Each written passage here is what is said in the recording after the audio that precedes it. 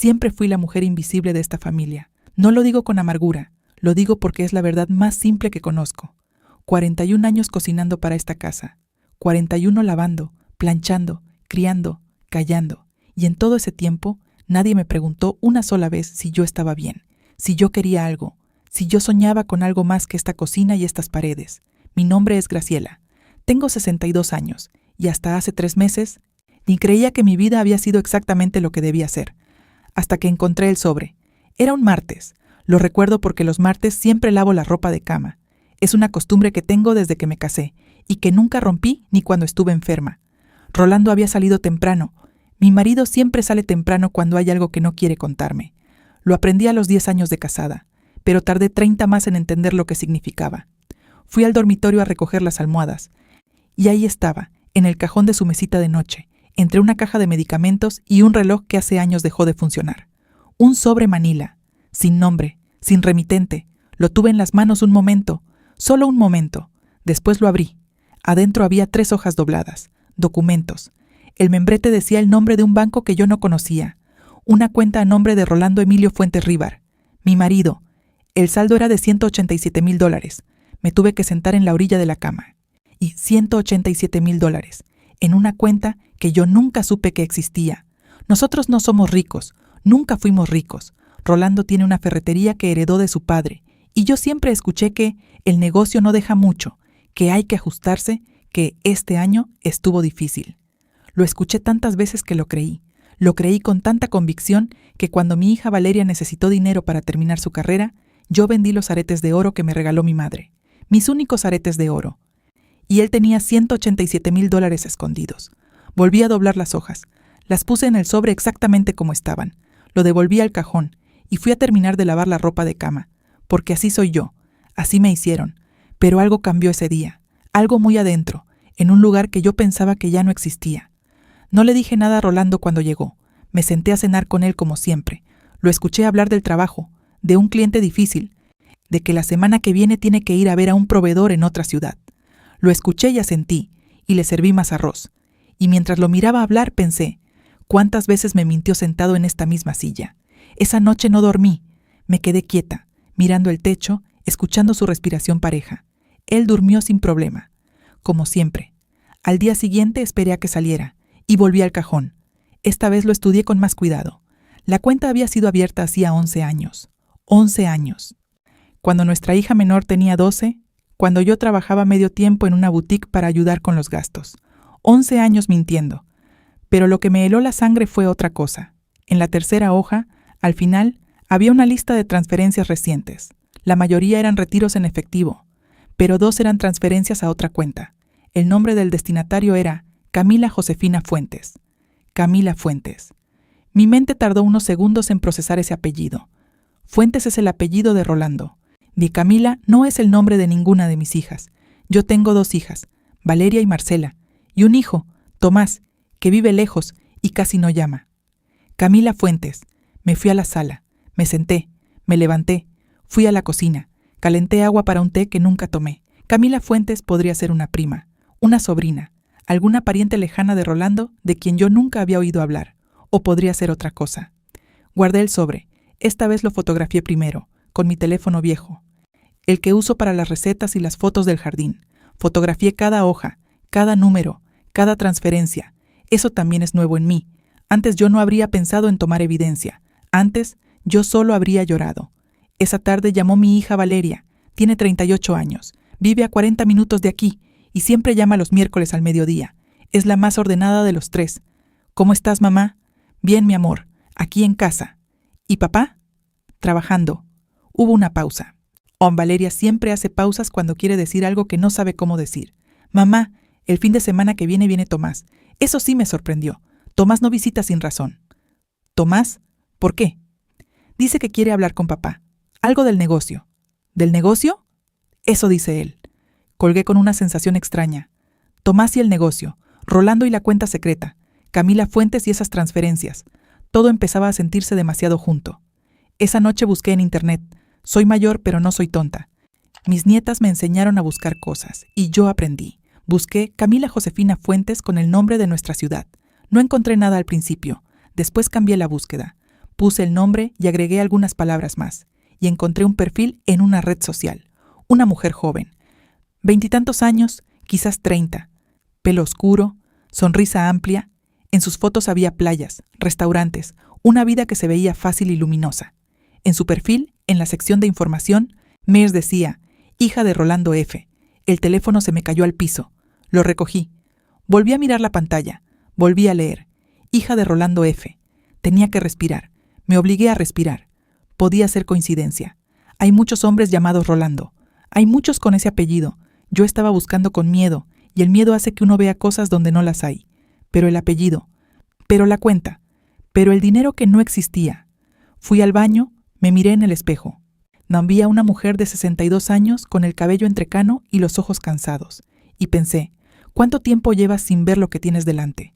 Esa noche, cuando Rolando llegó y me preguntó qué había para cenar, lo miré diferente. Lo miré como a un desconocido. El jueves fui donde mi amiga Hortensia. Llevamos 40 años de amistad. Es la única persona en el mundo a quien le digo la verdad sin filtro. Le mostré las fotos del sobre. Le mostré el perfil de Camila. Hortensia es una mujer práctica. No lloró. No gritó. Me miró y dijo, Graciela, necesitas un abogado antes de decirle una sola palabra a ese hombre. No sé si es lo que parece. Una cuenta de casi $200,000 que te ocultó por 11 años siempre es lo que parece. Tenía razón, y yo lo sabía. ¿Y si me equivoco con la muchacha? ¿Y si es solo el dinero? Hortensia me tomó la mano. Si es solo el dinero, igual te mintió 40 años. No es menos grave. Me fui a casa con esa frase dando vueltas en la cabeza. Si es solo el dinero, igual te mintió. El viernes en la mañana, mientras Rolando estaba en la ferretería, revisé la casa con ojos nuevos. Ya no era mi casa. Era una escena que yo necesitaba entender. Fui a su estudio, un cuarto pequeño que él siempre mantuvo cerrado con llave. Mis cosas de trabajo, Graciela, no me revuelvas nada. Lo había dicho tantas veces que yo nunca toqué esa puerta. Pero yo conozco esta casa. La conozco mejor que nadie, y sé dónde están todas las llaves. Encontré las copias en el cajón de la cocina, entre pilas viejas y botones sueltos. Una llave pequeña de latón.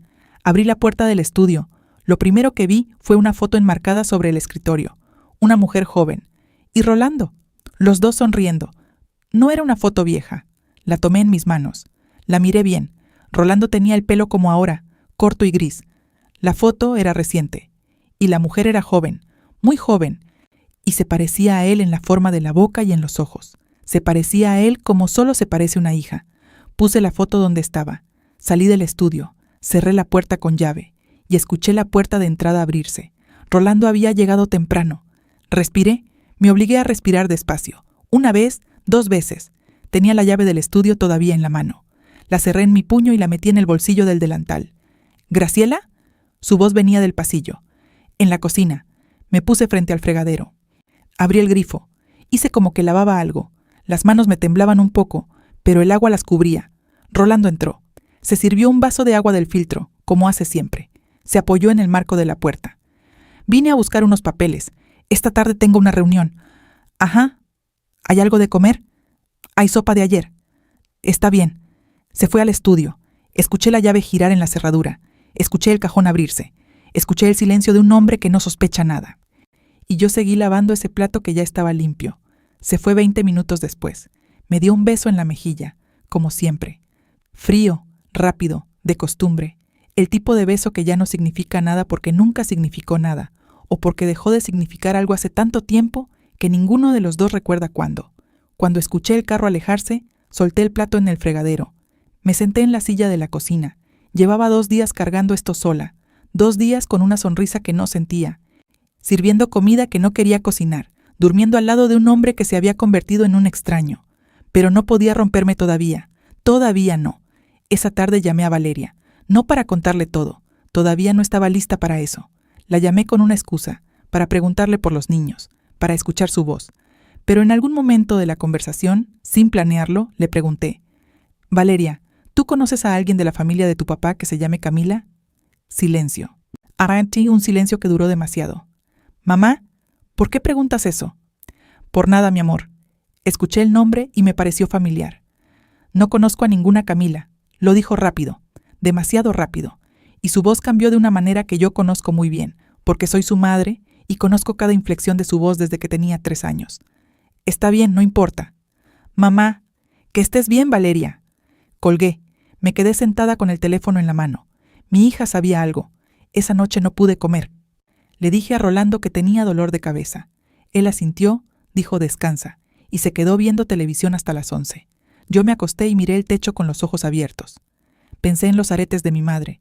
Pensé en el medio tiempo que trabajé en esa boutique, doblando ropa de otras mujeres para ganar un sueldo pequeño que yo entregaba completo.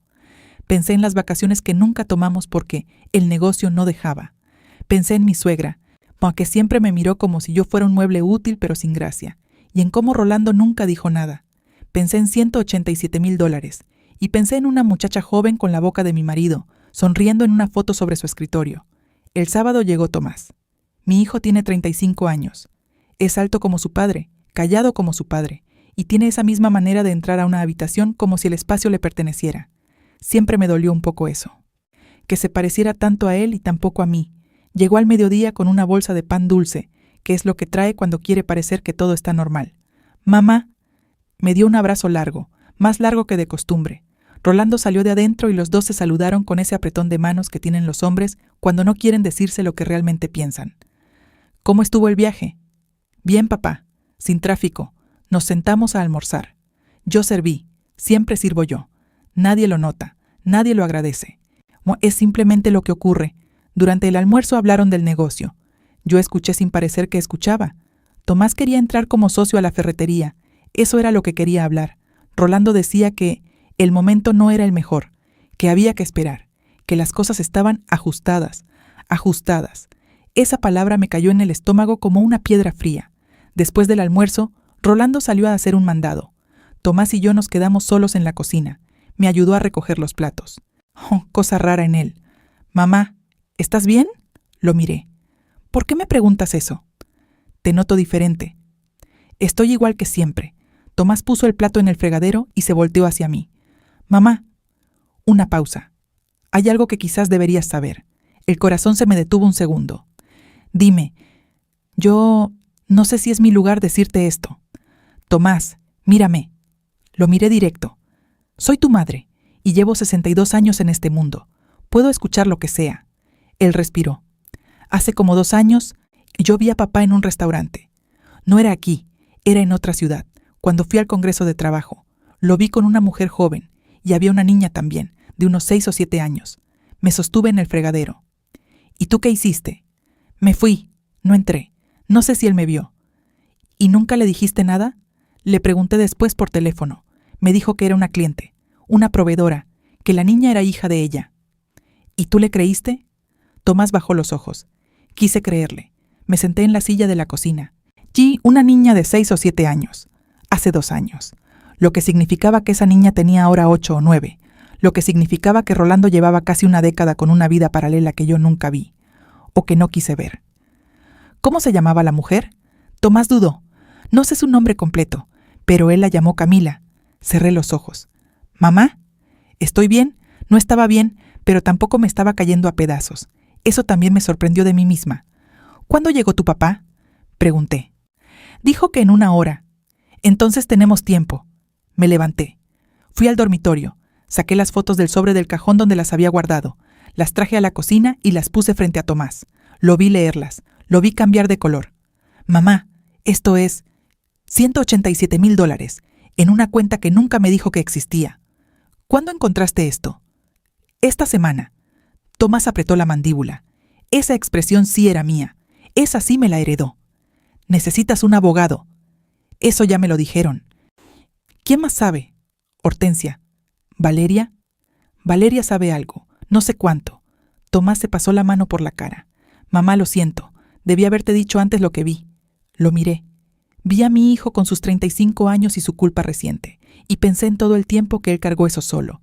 Y en todo el tiempo que yo cargué cosas sola porque en esta familia todos aprendimos a callarnos. No, Tomás, la responsabilidad no es tuya. Antes de que Rolando llegara, Tomás se fue. Le pedí que no dijera nada todavía, que me dejara moverme a mi ritmo. ¿Estás segura? Estoy segura. Me dio un abrazo en la puerta. Esta vez lloró un poco. Yo no, todavía no. El lunes en la mañana fui donde el abogado. Se llama Mauricio Pedraza. Lo conocí porque llevó el juicio de una vecina hace unos años.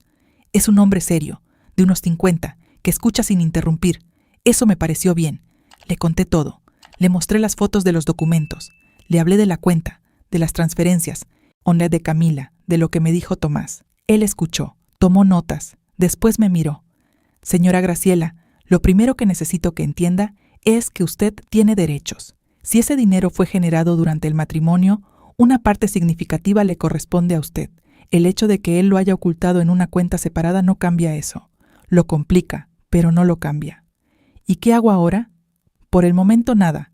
No le diga nada a su marido. No toque esa cuenta ni esos documentos. Necesito que me consiga más información, fechas, montos, cualquier papel que encuentre. ¿Y la muchacha?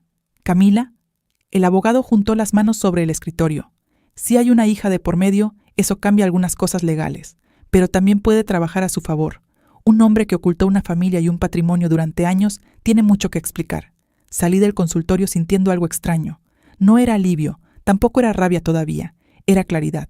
Por primera vez en muchos años, ahí veía mi propia vida con claridad. Esa tarde Hortensia me llamó. ¿Fuiste donde el abogado? Fui. ¿Y? Me dijo que tengo derechos. Hortensia soltó un suspiro largo. Claro que tienes derechos, Graciela. Los tuviste siempre, solo que nadie te los recordó. Eso me golpeó de una manera que no esperaba. Me quedé callada un momento. Hortensia, tú sabías algo, ¿verdad? Silencio. No con certeza. Había escuchado cosas. Una vez, hace años, alguien me dijo que había visto a Rolando con una mujer. Pero no tenía pruebas. ¿Y tú eras tan feliz? Yo no era feliz, Hortensia. Yo era obediente. Son cosas distintas. Esta vez el silencio fue de ella. Tienes razón, dijo al fin. Tienes toda la razón. Esa noche Rolando llegó a las 8. Cenamos. Él habló de un problema con un proveedor. Yo asentí en los momentos correctos. Después, cuando se fue a ver televisión, yo me quedé en la cocina con mi taza de té. Saqué el teléfono. Entré al perfil de Camila Fuentes. Había una foto nueva. Era de esa misma semana. Ella y una niña pequeña, de pelo rizado y ojos grandes. La niña se parecía a mis hijos cuando eran pequeños. Se parecía a mí. El pie de foto decía, mi cielo. Lo cerré. Puse el teléfono boca abajo sobre la mesa. Afuera estaba lloviendo. Escuché el agua en el techo, ese sonido que siempre me calmó desde niña. Pensé en esa niña, una criatura inocente que no eligió nada de esto, que tampoco era culpable de nada. Pero eso no cambiaba lo que Rolando me había hecho. No lo cambiaba para nada. 3 días después recibí un mensaje de Valeria. Decía solo, mamá, necesito verte. Hoy. Y después, un segundo mensaje que llegó 30 segundos más tarde. Papá me llamó esta mañana. Sé lo que encontraste. Leí el mensaje 2 veces. Después lo leí una tercera vez, como si las palabras fueran a cambiar. No cambiaron. Papá me llamó esta mañana. Sé lo que encontraste. Puse el teléfono sobre la mesa de la cocina y me quedé mirando el jardín por la ventana. Afuera había una mata de begonias rojas que yo planté hace 15 años. Seguían ahí. Seguían floreciendo sin que nadie las atendiera demasiado. Pensé, hay cosas que sobreviven solas. Luego pensé, Rolando sabe que entré al estudio. Llamé a Valeria de vuelta. Contestó al primer timbre. Mamá, ¿qué te dijo exactamente? Me llamó esta mañana temprano. Estaba nervioso. Me dijo que tú habías estado revisando sus cosas, que encontraste documentos que no entendías bien, que quería que yo hablara contigo para que no sacaras conclusiones equivocadas. Respiré despacio. ¿Y tú qué le dijiste? Le dije que iba a hablar contigo. Solo eso. ¿Cuánto sabes tú, Valeria? Silencio largo. Ese silencio que ya conocía. Mamá, yo... Valeria, no me protejas. Ya pasé la edad en que necesito que me protejan. Otro silencio. Luego, sé que existe esa mujer. Me enteré hace como 4 años. Me lo dijo una amiga que la conoció en una reunión de trabajo. No sabía que era... lo que es. Solo pensó que yo debía saber que papá tenía una amistad cercana con alguien. ¿Y no me dijiste nada? No era una pregunta. Era una constatación. No quise hacerte daño, mamá. Me hiciste más daño callándote. Lo dije sin rabia. Era simplemente la verdad. Y las dos lo sabíamos. Ven esta tarde, le dije. Pero no le digas a tu padre que viniste. Valeria llegó a las 4. Venía con los ojos rojos pero controlada. Se parece a mí en eso. Aprende a tragarse las cosas antes de mostrarlas. Nos sentamos en la sala. Le serví café aunque ninguna de las dos tenía ganas de café. Mamá, ¿qué vas a hacer? Ya fui donde un abogado. Ella parpadeó. ¿Cuándo?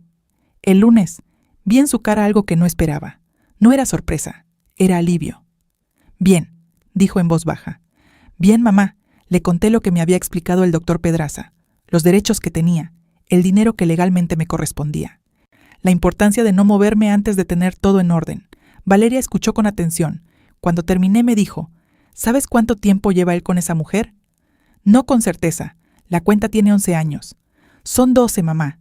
Me detuve. ¿Cómo sabes eso? Porque mi amiga me dijo que cuando los conoció, Camila mencionó que llevaban más de una década juntos. Eso fue hace 4 años. 12 años. 12 años de mi vida en los que yo me levanté a las 6 de la mañana. Cociné, limpié, cuidé enfermos, atendí visitas, fui a misas, celebré Navidades y sonreí en fotos familiares. 12 años. ¿Y la niña? Pregunté. Valeria bajó los ojos. Tiene 9 años, mamá. No lloré. Quiero que quede claro eso. No lloré en ese momento. Me levanté, fui a la cocina, lavé las tazas de café. Valeria se quedó en la sala sin decir nada, que fue lo más inteligente que pudo hacer. Cuando volví, me senté frente a ella. Valeria, necesito que hagas algo por mí. Lo que sea. Necesito que actúes normal con tu padre. Que no le des señales de nada. ¿Puedes hacer eso? Sí. ¿Estás segura? Sí, mamá. Me tomó la mano. Mamá, ¿tú estás bien? La miré. Vi a mi hija con sus 38 años, con sus propios problemas, con su propia vida, y pensé en todo lo que ella cargó callada para no lastimarme. Estaré bien, le dije. Todavía no. Pero voy a estar bien. Esa noche Rolando llegó diferente. No diferente de una manera obvia, ni diferente de esa manera sutil que solo nota a alguien que vivió 41 años con una persona. Llegó más silencioso, más cuidadoso con cada palabra. Cenamos sin hablar mucho. Él preguntó por Valeria. Yo dije que había pasado a visitarme. Él asintió sin preguntar más. Después, cuando ya estábamos por irnos a dormir, me dijo, Graciela, entré al estudio y noté que alguien había movido algunas cosas. Lo miré. ¿Sí? ¿Entraste ahí? Mantuve la voz tranquila. Eso fue lo más difícil de todo lo que he hecho en estos días. Busqué un destornillador. Creí que lo habías dejado ahí. Él me sostuvo la mirada un momento, buscando algo, buscando si yo sabía. El destornillador está en el cajón de la cocina. Ya lo encontré ahí después. Bosteció. Me voy a dormir. Estoy cansada. Me fui al baño. Me cepillé los dientes despacio. Me miré en el espejo. Le había mentido a mi marido por primera vez en 41 años, y me sentí completamente en paz con eso. Al día siguiente fui a ver al doctor Pedraza de nuevo. Le conté lo de Valeria. Le conté que Rolando ya sospechaba que yo sabía algo. Le conté lo de la niña de 9 años. Él escuchó y tomó notas. Señora Graciela, necesito que entienda algo importante. El hecho de que él sospeche que usted sabe no cambia su posición legal. Lo que sí cambia las cosas es si él empieza a mover ese dinero. ¿Puede hacer eso? Puede intentarlo. Por eso necesitamos movernos con más urgencia. Juntó las manos. Pues, hay algo más que debo preguntarle. ¿La ferretería está a nombre de quién? De él. Siempre estuvo a nombre de él. ¿Usted firmó algo alguna vez relacionado con el negocio? Una vez, hace muchos años, él me pidió que firmara unos papeles. Me dijo que era para un préstamo del banco. Yo firmé sin leer bien. El abogado no cambió la expresión, pero yo vi algo moverse en sus ojos. ¿Recuerda cuándo fue eso? Hace unos 20 años quizás. Voy a necesitar que busque cualquier copia de documentos que tenga en la casa. Contratos, escrituras, cualquier papel con su firma y el nombre de la ferretería. Asentí. ¿Y qué pasa con la niña, doctor? ¿Con Camila? La niña y la madre no son su problema legal directo. Pero si hay reconocimiento de paternidad, eso afecta la distribución del patrimonio. Hizo una pausa. ¿Usted quiere saber con certeza si esa niña es hija de su marido? Lo pensé. Ya lo sé, dije. No necesito un papel para saberlo. Si estás escuchando esta historia y sientes que algo de esto te suena familiar, que has vivido cerca de una mujer así, o que tú misma eres esa mujer, suscríbete y cuéntame en los comentarios desde dónde me acompañas. A nuestra edad, una comunidad también es una forma de fuerza. Esa semana fue la más larga de mi vida. Viví en esa casa como siempre. Me levanté a las 6, hice el desayuno, limpié, cociné, hablé de cosas sin importancia. Y sonreí cuando era necesario. Y en silencio fui recogiendo todo lo que necesitaba. Encontré los papeles del préstamo. Estaban en una caja de cartón en el fondo del closet del dormitorio, mezclados con recibos viejos y fotos de los niños. Los saqué despacio, uno por uno, sin mover nada más. Encontré 3 contratos con mi firma. Uno era del banco, como Rolando me había dicho, pero los otros 2 eran documentos que nunca nadie me explicó. Uno ponía mi nombre como aval de una deuda comercial. El otro era algo relacionado con una propiedad. Los fotografié todos. Los devolví exactamente donde estaban. El jueves en la noche, Rolando recibió una llamada. Yo estaba en la cocina. Él contestó en el pasillo. Habló bajo, pero en esta casa las paredes son delgadas y yo llevo 41 años sabiendo dónde pararse para escuchar sin que te vean. No, ahora no puedo hablar. Pausa. Te dije que ya lo voy a resolver. Pausa más larga. Camila, por favor. Su voz cambió. Se volvió más suave, más privada. Yo sé. Dame unos días. Escuché eso. Escuché su nombre en la boca de mi marido con esa voz que yo nunca recibí. Esa voz cálida. Esa voz de alguien que le habla a una persona que le importa de verdad. Regresé a la cocina antes de que él terminara la llamada. Me senté. Puse las manos sobre la mesa y las miré. Manos trabajadas, con algunas manchas de la edad, con las uñas cortas porque las uñas largas no sirven para limpiar ni cocinar. Y manos que sirvieron a esta familia durante 41 años. Pensé, estas manos merecen más que esto. El viernes en la mañana lo llamó Tomás. Yo no escuché esa conversación. Rolando se encerró en el estudio, pero cuando salió tenía la cara tensa y no me habló en todo el día. Esa noche, mientras cenábamos, me dijo, Tomás está haciendo preguntas que no le corresponden. ¿Qué tipo de preguntas? Sobre el negocio, sobre las cuentas. Lo miré. ¿Y eso es un problema? Es mi negocio, Graciela. Yo lo construí. Tu padre lo construyó, dije. Tú lo heredaste. Fue la primera vez en 41 años que le dije eso. Rolando me miró como si no me reconociera. Y tenía razón. Porque yo tampoco me reconocía a mí misma del todo. Me estaba conociendo de nuevo, despacio, como cuando uno aprende a caminar después de una fractura. Él no respondió. Siguió comiendo. Pero algo cambió en esa mesa esa noche. Los dos lo sentimos. Un equilibrio viejo que se rompe no hace ruido. Y solo deja un silencio diferente. El sábado fui a misa. No soy muy religiosa. Fui porque necesitaba estar en silencio en un lugar que no fuera esa casa. Me senté en una banca del fondo. La iglesia estaba casi vacía a esa hora. Olía a incienso viejo y a flores frescas. Me quedé ahí sentada un rato largo, sin rezar exactamente, solo pensando. Pensé en la mujer que fui a los 21 años cuando me casé, una muchacha con trenzas y un vestido blanco prestado. Y era convencida de que el amor era suficiente para construir una vida. Pensé en todo lo que fui cediendo, año tras año, no de golpe, poco a poco.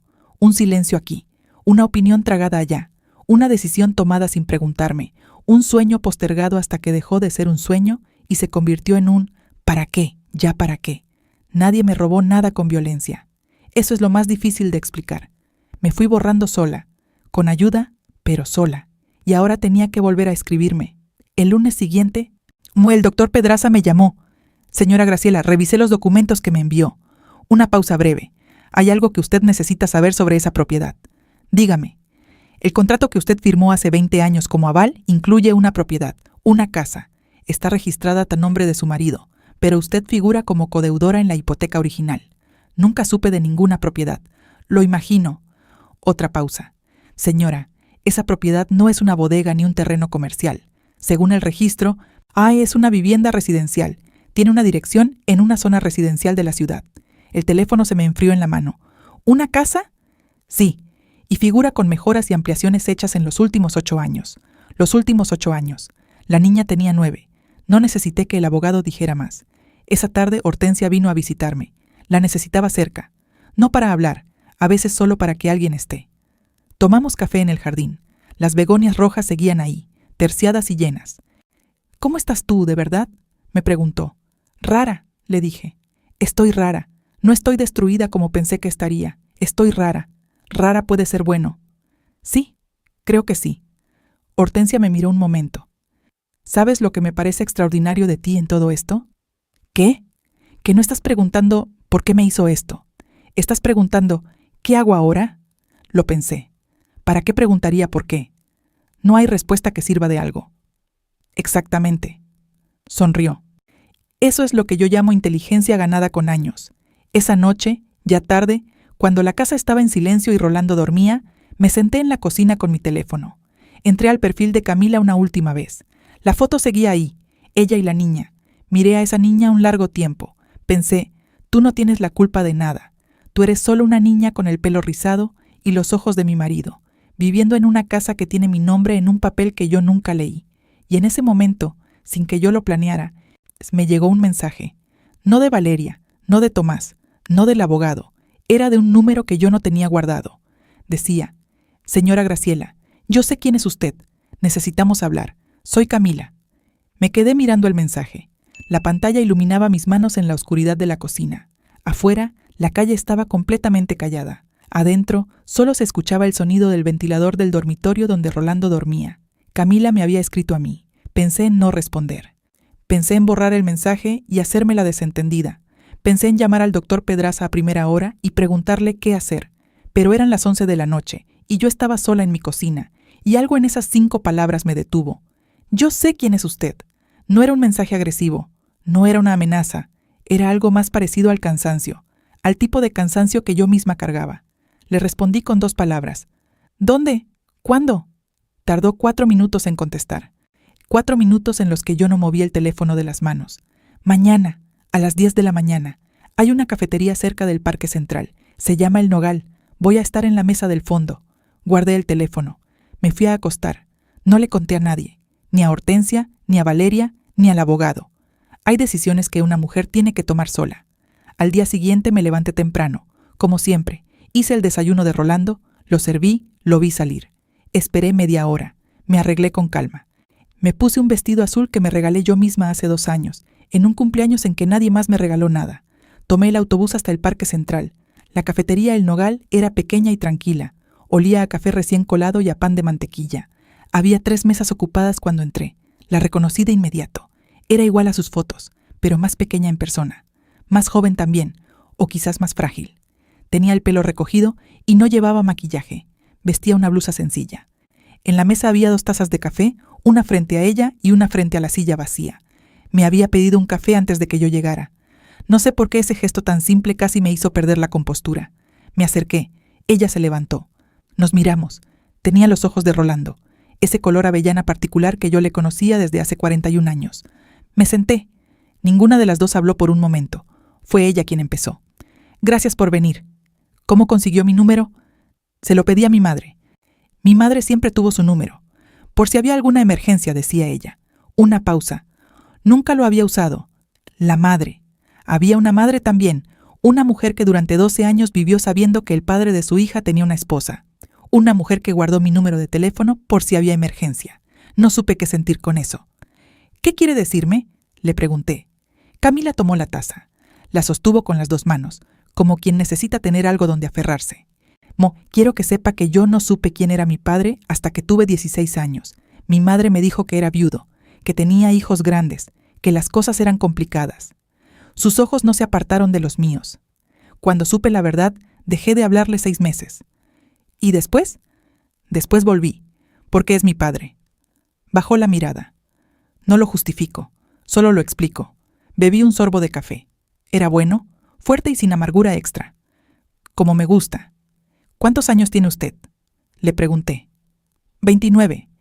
29. 12 años de relación de sus padres significaba que Rolando había empezado eso cuando Camila tenía 17, cuando era un adolescente que creía que su padre era viudo. «¿Y su hija?», pregunté. Algo se movió en su cara al escuchar eso. «¿Sabe de Renata? Vi una foto, en sus redes». Camila asintió despacio. «Tiene 9 años». Una pausa. Él la reconoció, legalmente. Eso ya lo sabía, pero escucharlo de su boca fue diferente. «¿Por qué me busca, Camila?». Ella dejó la taza en la mesa. Se enderezó un poco. «Porque mi madre está enferma».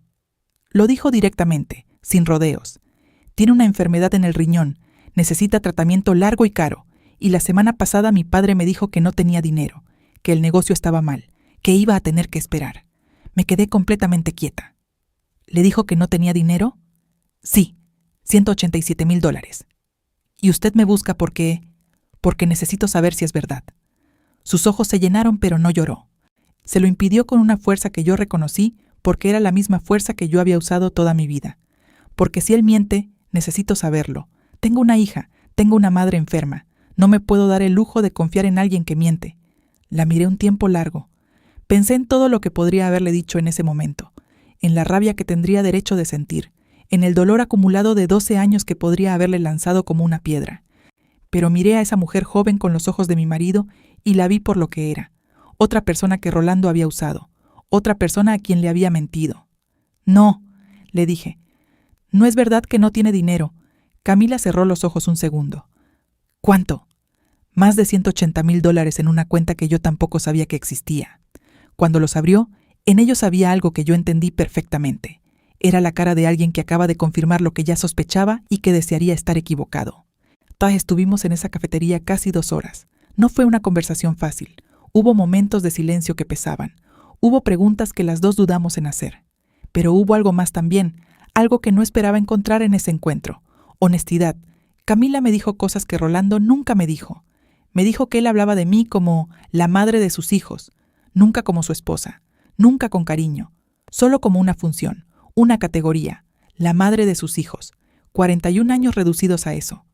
Le pregunté si ella sabía de la casa, la que estaba registrada a mi nombre como aval. ¿Qué casa? Dijo. Hay una propiedad. Mi abogado encontró que yo figuro como codeudora de una hipoteca, una casa residencial. Camila frunció el ceño. Nosotras vivimos en un apartamento de arriendo. Siempre vivimos ahí. ¿Segura? Segura. Un apartamento pequeño en el norte de la ciudad. Mi madre lleva 12 años ahí. Entonces la casa no era para ellas. La casa era para otra cosa, o para otra persona. Antes de que Rolando llegara a casa, salí del nogal con más preguntas que respuestas. Caminé hasta el parque y me senté en una banca. El sol de la mañana estaba tibio. Había palomas y niños y señoras mayores como yo caminando despacio. Saqué el teléfono y llamé al doctor Pedraza. Le conté del mensaje de Camila. Le conté del encuentro. Le conté lo de la madre enferma y lo que Rolando le había dicho. Señora Graciela, eso es importante. Si él le dijo a esa joven que no tiene dinero mientras mantiene una cuenta con ese saldo, hay un patrón de conducta que un juez va a tomar muy en serio. ¿Y la casa, doctor? Si no es para ellas, ¿para qué es? Eso es lo que voy a investigar. Una pausa. ¿Usted confía en lo que le dijo esa muchacha? Lo pensé. Sí. No dudé.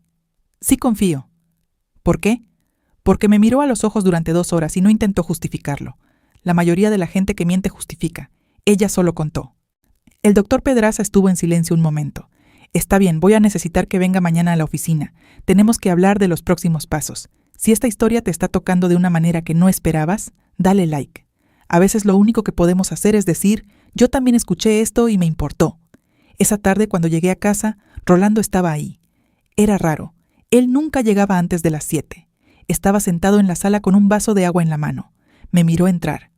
Me miró con una expresión que yo conocía bien, esa mezcla de cálculo y cautela que él usaba cuando no sabía cuánto sabía yo. ¿De dónde vienes? Fui al centro. Tenía que hacer unas vueltas. ¿Qué vueltas? Lo miré.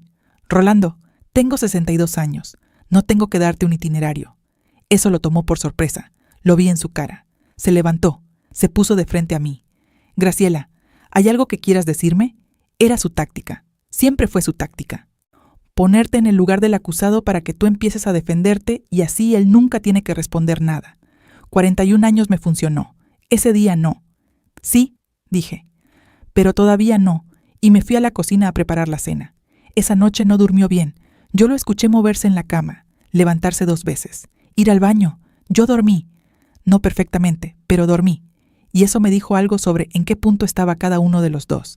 Al día siguiente fui donde el doctor Pedraza. Tenía nueva información. La propiedad está a nombre de una empresa pequeña, registrada hace 8 años, que aparentemente se dedica a arrendamiento de inmuebles. El representante legal de esa empresa es su marido. Hizo una pausa. Y hay un segundo socio. ¿Quién? Un hombre. Tiene el mismo apellido que usted. Me quedé fría. ¿Mi apellido? No su apellido de soltera, el apellido de su esposo. Me miró. ¿Tiene su marido algún hermano? Tiene un hermano. Gerardo. Viven en otra ciudad. Casi no tenemos relación con él, pues Gerardo Fuentes es el copropietario de esa empresa. Gerardo, el hermano de Rolando, un hombre que yo había visto quizás 15 veces en 40 años de matrimonio, que siempre me saludaba con ese tono condescendiente de quien te tolera, porque no le queda de otra. Rolando y Gerardo. Una empresa de arrendamiento. Una propiedad. ¿Cuántas propiedades tiene esa empresa? Por el momento encontré 2. Pero voy a seguir buscando. 2 propiedades. Una empresa. Una cuenta con casi $200,000 y yo vendí mis aretes de oro. Doctor, dije, ¿cuáles son mis opciones reales? Él se recostó levemente en su silla. Tiene varias. Puede iniciar un proceso de divorcio y reclamar su parte del patrimonio conyugal. Dado que hay bienes que él ocultó deliberadamente, un juez puede ordenar una liquidación amplia. Pausa. También puede buscar la nulidad de los documentos que usted firmó sin información completa. Eso es un proceso separado pero compatible. ¿Cuánto tiempo toma todo eso? No le voy a mentir, puede ser largo. 1 año, 2. Depende de cómo reaccione él. ¿Y si él reacciona mal? Entonces nos preparamos para eso. Lo miré. ¿Me está diciendo que debo tenerle miedo? Le estoy diciendo que debe estar preparada. Su tono fue directo pero tranquilo. ¿Él alguna vez fue violento con usted? No físicamente. Nunca me golpeó. Pero hay otras formas de hacerle daño a una persona. Lo sé. Y esas formas también cuentan. Salí del consultorio y caminé sin rumbo fijo por un rato. Pasé por una tienda de ropa. Me detuve frente al vidrio. Vi mi reflejo. Una mujer de 62 años, con un vestido azul y el cabello bien peinado, y una expresión que no era de víctima. No era de víctima. Eso me importó. Esa noche llamé a Tomás. Le conté todo. El encuentro con Camila, la empresa, las propiedades, la cuenta. Tomás escuchó sin interrumpir. Cuando terminé, tardó unos segundos en hablar. Mamá, ¿estás segura de que quieres hacer esto? ¿Hacer qué? Ir hasta el final, porque si lo haces, nada va a quedar igual. La familia, el negocio, todo. Lo pensé. Tomás, nada está igual desde hace 12 años, solo que yo no lo sabía. Silencio. Tienes razón, dijo. ¿Qué necesitas de mí? Que estés. Eso es todo. Que estés. Voy este fin de semana. No todavía. Te aviso cuando sea el momento. Esa misma noche, pasadas las 10, Rolando me encontró en la cocina. Se sentó frente a mí. Sin preámbulos, me dijo, Graciela, tenemos que hablar. Lo miré. Sí, dije. Tenemos que hablar. Él respiró. Vi en su cara que estaba construyendo algo, armando una versión, buscando el ángulo correcto. Yo esperé. Hay cosas que tú no sabes, cosas que no te dije porque no quería preocuparte. Cuéntame entonces. El negocio ha tenido problemas. He tenido que tomar decisiones difíciles, mover dinero de un lado a otro para que todo funcione. Pausa.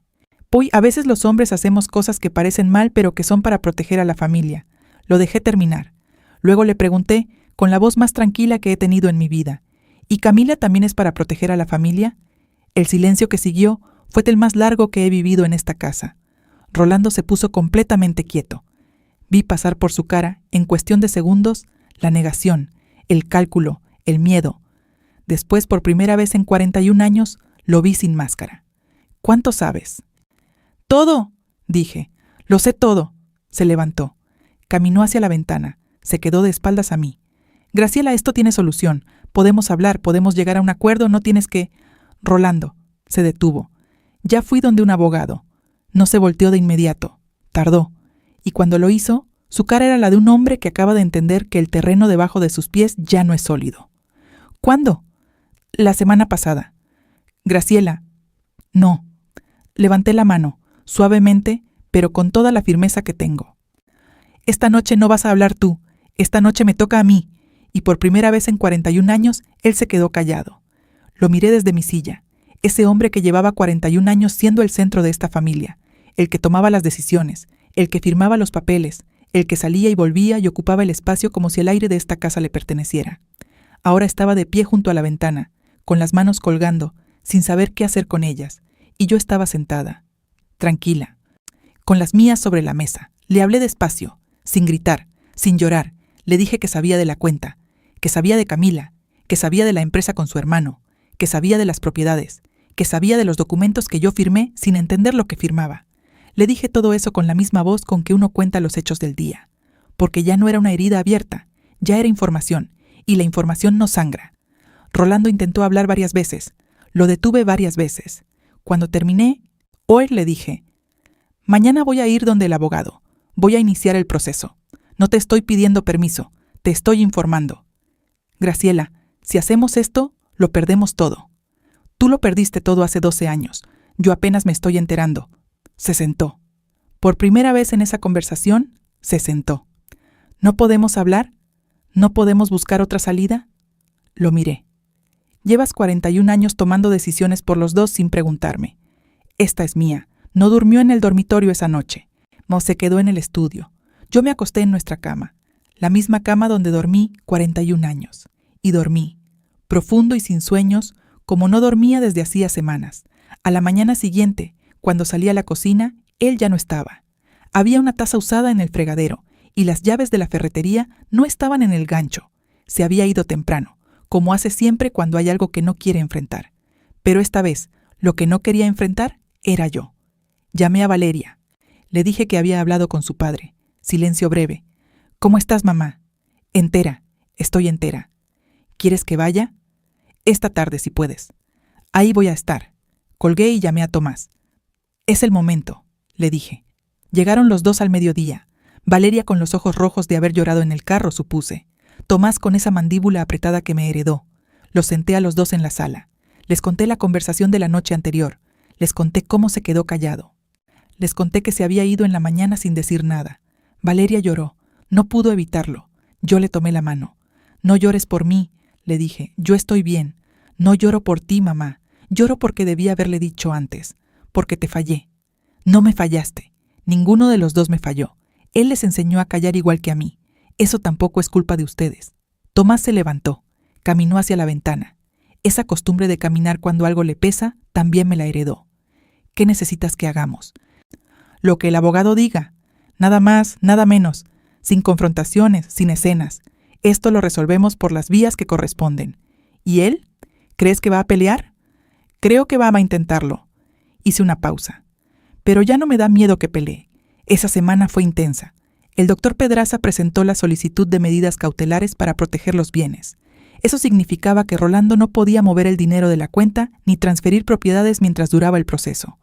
Cuando Rolando se enteró, me llamó al teléfono. No contesté. Me mandó un mensaje. Decía: Graciela, estás cometiendo un error muy grande. Hablemos. Le respondí con 3 palabras. Habla con mi abogado. Nunca en mi vida le había respondido eso a nadie.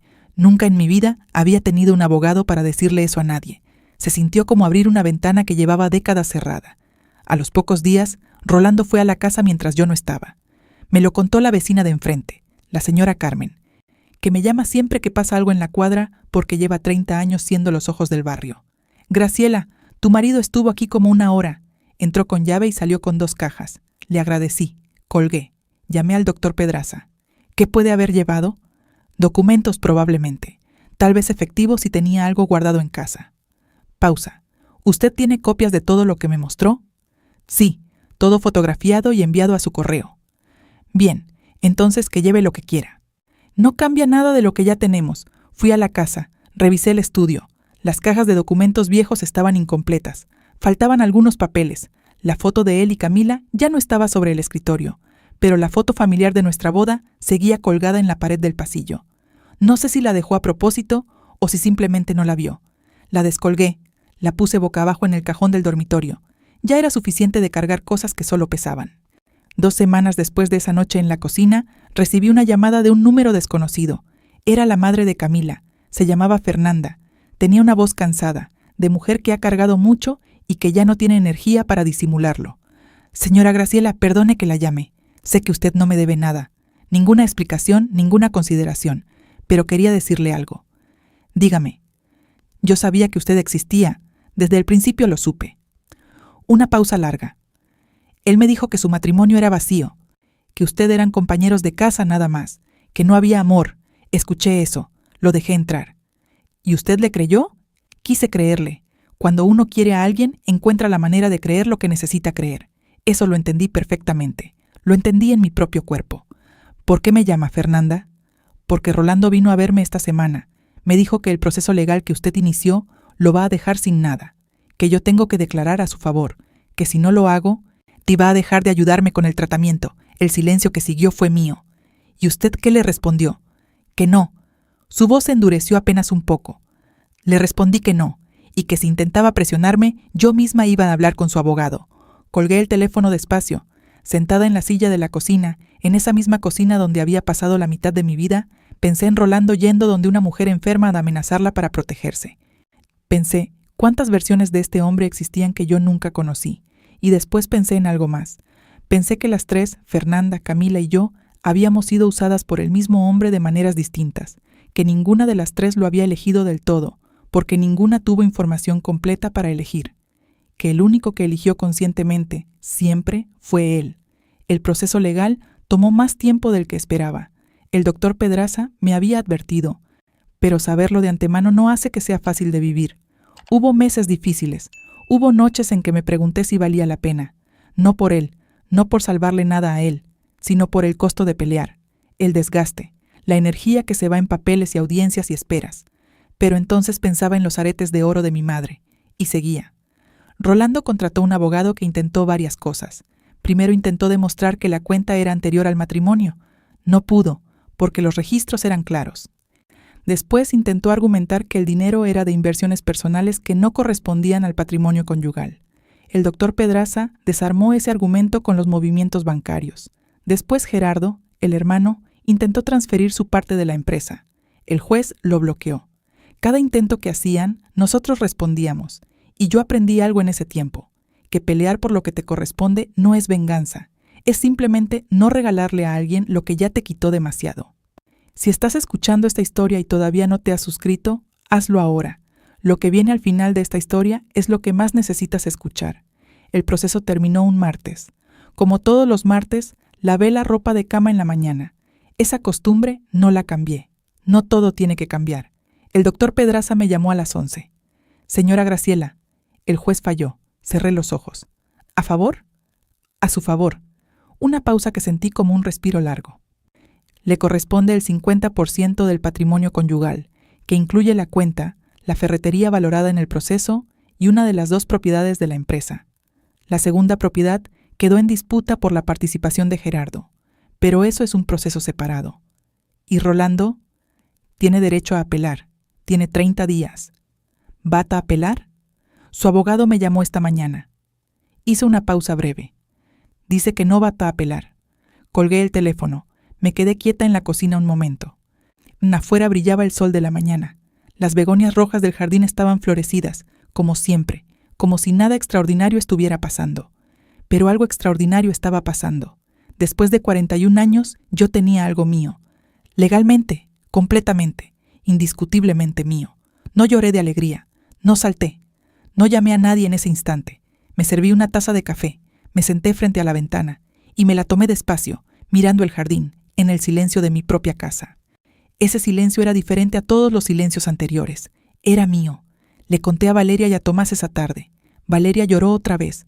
Tomás me abrazó sin decir nada, que fue exactamente lo que necesitaba. Hortensia vino esa noche con una botella de vino tinto que guardaba para una ocasión especial. ¿Cuándo guardaste eso?, le pregunté. Hace 3 años. Dije que lo abría cuando tuviéramos algo que valiera la pena celebrar. ¿Y cómo sabías que iba a pasar algo que valiera la pena? Me miró con esa cara suya de quien sabe más de lo que dice. No lo sabía, pero tenía esperanza. Rolando se fue a vivir con Gerardo. No hubo una conversación de cierre. No hubo una escena dramática final. Un día recogió sus cosas en cajas como hizo con los documentos y se fue. Yo estaba en el jardín cuando pasó su carro por última vez frente a la casa. No salí a mirarlo. Las begonias necesitaban agua y me pareció más importante atenderlas a ellas. Han pasado 8 meses desde esa noche en la cocina cuando le pregunté por Camila. Vivo sola en esta casa. La misma casa pero diferente. Cambié algunos muebles, pinté la sala de un color que siempre quise y que Rolando nunca quiso. Puse fotos mías, de mis amigas, de mis hijos, de mis nietas. Quité la foto de la boda del cajón y la guardé en una caja. No la tiré. Fue parte de mi vida, pero ya no necesita estar en la pared. Aprendí a manejar las finanzas. El doctor Pedraza me recomendó una asesora, una mujer de unos 40 años, paciente y clara, que me enseñó a leer un estado de cuenta, a entender una inversión, a tomar decisiones con mi propio dinero. Mi propio dinero. Esa frase todavía me suena nueva, y me gusta cómo suena. Camila me escribió una vez más, 2 meses después del fallo. Me mandó una foto de Renata. La niña estaba en un parque, con un vestido amarillo, riendo de algo fuera del cuadro. Abajo decía solo, gracias. No supe exactamente por qué me agradecía. Quizás por no haberla tratado como enemiga cuando tenía todos los motivos para hacerlo. Quizás por haberle dicho la verdad sobre el dinero cuando no tenía ninguna obligación de hacerlo. O quizás porque a veces las personas se agradecen entre sí simplemente por haberse visto. Por haberse reconocido como personas completas en medio de un desastre que no eligieron. Le respondí con una sola cosa. Una foto de mis begonias rojas. Y no hubo más mensajes después de eso. No los necesitábamos. Hace 3 semanas fui a una joyería. Me compré unos aretes de oro, no iguales a los de mi madre, porque esos eran únicos e irrecuperables, pero sí unos aretes de oro que elegí yo, con mi dinero, para mí. Me los puse esa misma noche. Me miré en el espejo del baño. Vi a una mujer de 62 años, con aretes de oro y el cabello entrecano y los ojos más despiertos de lo que habían estado en muchos años. Pensé en la muchacha de 21 años con trenzas y vestido blanco prestado. Le dije en silencio, valió la pena llegar hasta aquí. Aunque el camino no fue del que pensabas, valió la pena llegar. No tengo un final feliz para contarte, no en el sentido de las películas. No hay un hombre nuevo en mi vida. No hay un viaje a un lugar soñado, aunque quizás ese viaje llegue después. No hay una escena donde todo queda resuelto y perfecto y sin cicatrices. Hay una mujer sola en su cocina, tomándose su café de la mañana en el silencio que escogió. Hay 2 hijos que llaman más seguido que antes. Hay una amiga que trae vino cuando hay que celebrar. Hay un jardín con begonias rojas que florecen sin que nadie las obligue. Hay aretes de oro que brillan porque los elegí yo. Y hay algo más, algo que no tenía hace un año y que ahora está tan adentro que ya no sé cómo vivir sin ello. Me conozco. Después de 62 años, finalmente me conozco. Si esta historia te movió algo adentro, suscríbete. Aquí hay más mujeres contando sus verdades, y cada historia que escuchas es una manera de recordar que no estás sola. Y déjame en los comentarios algo, no importa qué. Puede ser una sola palabra, puede ser lo que sentiste, puede ser algo que esta historia te hizo recordar de tu propia vida. Quiero leerlos, cada uno, porque contar no sirve de nada si nadie escucha, y yo llevo demasiados años hablando en silencio.